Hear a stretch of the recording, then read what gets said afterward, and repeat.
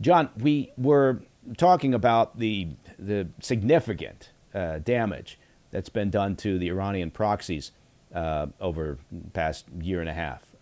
And what I want to do is take that and start looking at this question of where are we going to be, say, 3, 4, 5, 6 months from now if Hamas is left intact. So imagine we get a 60-day ceasefire. Hamas, obviously, their only concern is staying in power, having some remnants of power that they can then rebuild, right? Because, at the end of the day, they don't want to give up their revenue streams or their control or their leverage, whatever it may be.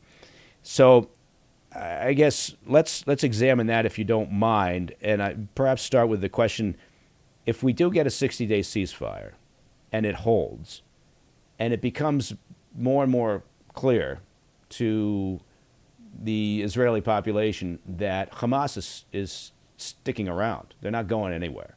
They're obviously damaged goods, but they're still there. Is that something that Netanyahu can survive politically?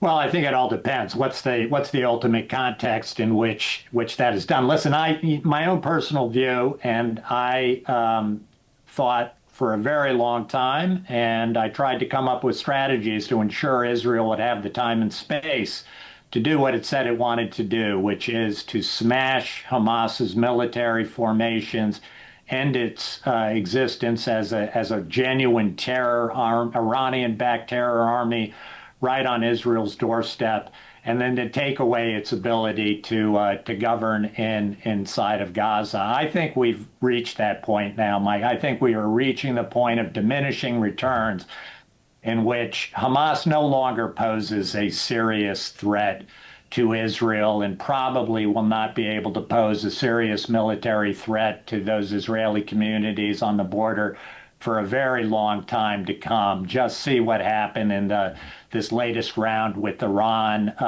What Hamas would do in response to an Israeli attack on Iran, as was the case with Hezbollah, was almost a strategic irrelevancy for Israel and American calculations.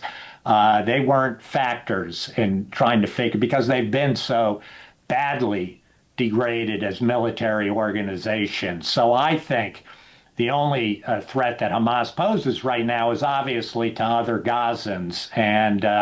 But in terms of Israel, if it does the things that the Israeli military and intelligence services should have been doing on October 6th of 2023, that they absolutely failed to do in terms of securing that entire perimeter of Gaza, having a real serious solution to the smuggling in the Philadelphia corridor along that border with Egypt, if the Shin Bet really had invested in ensuring that it had real live human assets inside of Gaza, inside of Hamas, the way they were able to do with Hezbollah and the kind of penetrations they had with Iran, I think Israel's in very, very good shape. Then the question is, can you move to a politics? Can you enlist serious Arab partners, the United States, a few European countries that support Israel, and come up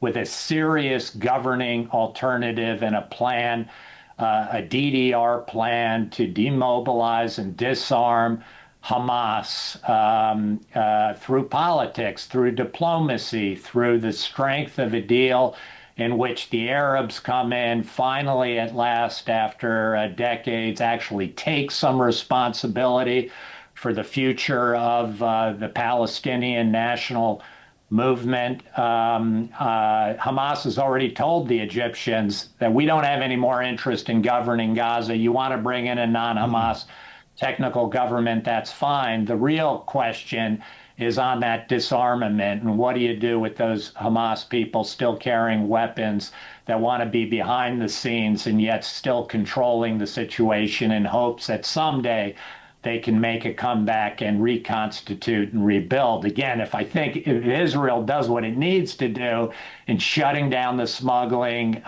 making sure it knows what's happening, having the freedom of action to move in and out of Gaza, to smash any efforts by Hamas to reconstitute, as it currently does in the West Bank, obviously, and as it's currently doing in Lebanon still. Even during a ceasefire, Israel's conducted over 500 lethal operations into Lebanon when it sees any effort by Hezbollah to reconstitute. So I think we've got to have to move from a purely military solution in which Israel, I don't know, is trying to kill every last Hamas fighter or to kill the idea of Hamas, which it strikes me is never, ever going to happen, that we need to begin bringing in some international factors, some diplomatic factors into this to see if we can't actually do what General Petraeus told us you need to do in one of these insurgency wars, is not only to clear and hold, but to actually build some kind of credible alternative that local Gazans, Palestinians can move toward, that has real,